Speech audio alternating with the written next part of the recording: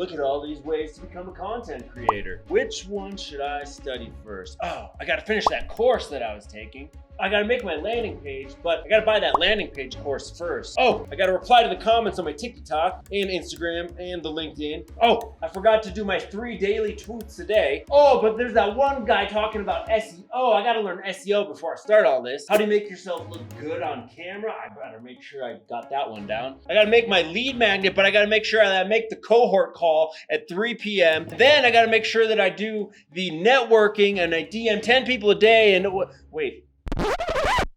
Why am I doing this again? Okay, clearly I have content creator PTSD. And today I want to talk about what that is and how you can avoid it if making content is integral to something that you are trying to achieve in your life. But first, I want to get your opinion about my new shooting set because I haven't made a video in a few months and I changed it up. My background, it's simple change, but I want to see if it's going to be more engaging or more cozy, more welcoming for educational content because I'm trying to get over this PTSD, but let's go check it out. All right, so this is the new setup. What do you think? I changed just one or two little things.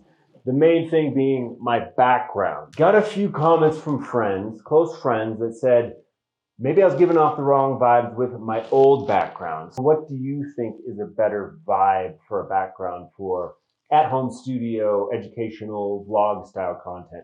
A map of the world and some of these pictures, or my old background? This is my old background. It's a space blanket. It's a wormhole. My friend said it might throw off the vibe for some people that don't really connect with something as unfamiliar as a black hole, a wormhole in outer space. But I don't know. Let me know what you think in the comments if you care to share your opinion. I'm thinking that I might just leave this for certain scenes where it's kind of a mystery or something unknown or psychedelic. And then I'm thinking of keeping the worldly map up in these pictures for the main set. Okay, so why are we here? We're here to talk about content creator PTSD and what that is. Content creator PTSD is exactly what it sounds like. It's post-traumatic stress disorder from making too much content, from trying to juggle too many things and not really getting the answers that were promised to you by other content creators who said you could quit your 9-to-5 job and replace your full-time income and live the life of your dreams. Clearly that's working for some people, but it's not the case for everyone that starts out. A lot of people hit walls, and we were promised this reality where all you have to do is make content. This is essentially a case of burnout. So how do you handle that? So like anything, I think a lot of the issue is expectations. We have big expectations, but also I think a lot of the content creator and clickbait titles and even a lot of the headlines you see on landing pages and courses these days are there to get you to take action fast. And they promise something that isn't necessarily realistic. It can be done in select scenarios. Let's say there's a headline, escape your 9-to-5 and become a full-time content creator in the next 30 days. That sounds really appealing. I would have clicked that. I would have bought a course just like that. In fact, I pretty much have bought like 8,000 courses like that. The issue is it's urgency marketing, right? It's direct response marketing. It's trying to get people to take action and buy in that moment. And that's fine. There's nothing wrong with that. I just think that being realistic to oneself and their life situation makes a huge difference when you pursue a goal that is as big as wanting to become a creator. Did you ever notice that? It used to be called content creator, and now you're seeing more of the term creator, which is kind of just the original, like how many creators are there? It's such a funny noun. People have been creators their entire lives since before Christ. Since thousands of years ago, people have been creating things. And it's like, it's this new buzzword now that, oh, you can become a creator. It's like, isn't that the nature of a human being, to create things, to create something from nothing or from catastrophe, create a more beautiful life from a difficult circumstance or a less than ideal situation? I think the problem lies in the idea of this association, this identification with becoming a content creator. I got so annoyed with that term, even though I wanted to be a content creator. I was creating content for a million platforms at once. It started to bother me because it's so vague. Okay, what's the content? Like, There's contents in this couch, like it's made out of something. There's contents in my backpack here. What's in there? There's contents in a book, in a video. It's basically what is contained within a certain set of packaging. So if it's a video, what's your video about? The vagueness of the term content creator bothered me because we were pursuing this identification of being a content creator without clarity over what the contents are or the purpose and the why behind our making of said content. I think everyone is a creator. Human beings are naturally creative. And even if you're not an artist or someone who wants to use social media as a means to sell something or make money, you're still a creative person, because if you need to make a life change, let's say get out of a relationship or quit a job and get a better one, move to a new place that makes you happier, that's all creative action.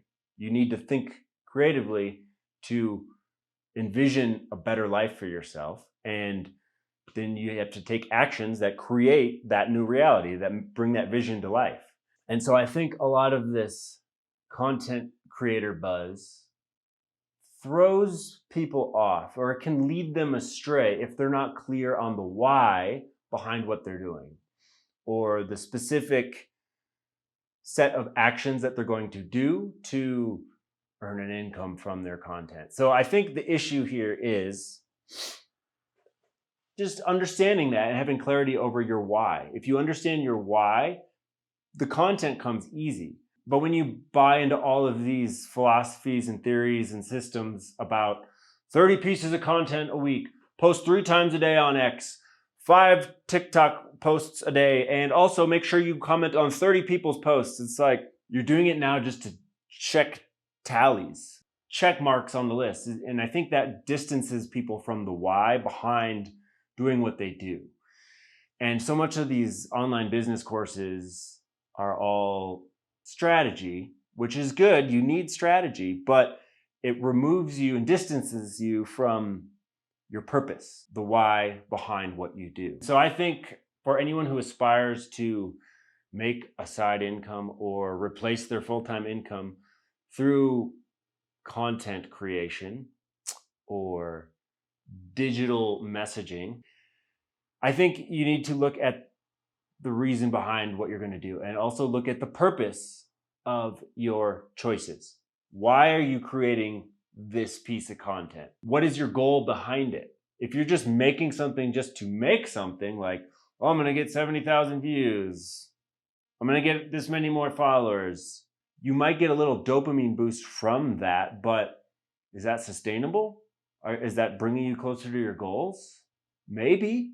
But also, why? What's the point? What I think, from my experience, when I launched into creating all of this content, I did not have clarity over what I was going to offer. I had a bunch of ideas, untested offers, solutions, just visions that weren't complete yet. They was coming together, but the content itself was detached from my purpose necessarily. I do think by creating stuff, you do become a little more clear about stuff, but I did it so long that I crashed and I burned out, and then I didn't create content for months. I wrote a book and I got clear about my plans, but I needed to look at the why behind what I do. What fulfills me about this subject in this video that I'm creating? I like to encourage other people to harness their creative power, their creative force, and tell their story, share something that they're passionate about in order to achieve a goal that helps others and also benefits them. So I think knowing the why behind your content is the key. I think the biggest piece of advice for beginner content creators or burned out content creators who have PTSD like I do is to view content creation as a tool, a system, a method for something else, to achieve some other goal. I did want to just give this piece of info out to you and also express myself about content creation PTSD. I'm over it, I think. I'm getting over it. I'm making this video and sharing it with you, right now. But I think the underlying purpose behind this is that I want to keep informing you about ways to become clear about your purpose, what actually fulfills you, what lights you up, and how you can use that together with your creative force to make a better life for yourself. Whether that's having a creative habit that you can come back to keep you out of trouble, or other habits that don't necessarily benefit your health, or making a side income someday, or eventually working towards replacing your full-time income and becoming a full-time content creator, aka a purpose-aligned, passionate creator who uses digital assets to share their message. It's a little long. We can call it content creator. I don't get triggered as easily anymore when I hear that term. Content creator, it's fine. I used to hear it and be content creator. Now it's fine. It's fine. I get it. But there needs to be a purpose behind your content, a foundation that is connected to your purpose, your soul's mission in this life. And there, just made a piece of content. I'm feeling pretty good. I think I'm gonna go walk my dog outside now. If you like this video, I'll be making more now that I got the new set up. If you like this video, I would appreciate a like.